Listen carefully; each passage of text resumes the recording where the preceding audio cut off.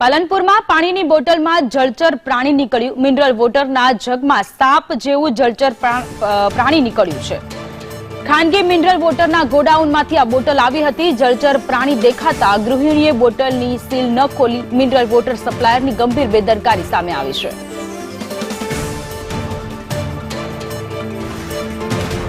તો બનાસકાંઠાની આ ઘટના છે કે જ્યાં પાલનપુરમાં એક મહિલાએ મિનરલ વોટર મંગાવ્યું હતું અને જેના જગમાં સાપ જેવું જળચર પ્રાણી જોવા મળ્યું હતું અને જેને લઈને અત્યારે ઘણા બધા સવાલો થઈ રહ્યા છે।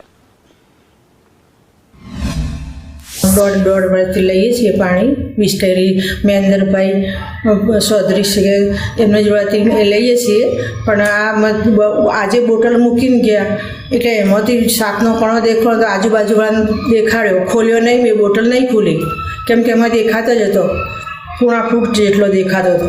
પછી ખોલી નહીં બોટલ, હાફનો કણો અંદર, પછી એ લઈ પેલા આવ્યા એ બોટલ લઈ ગયા।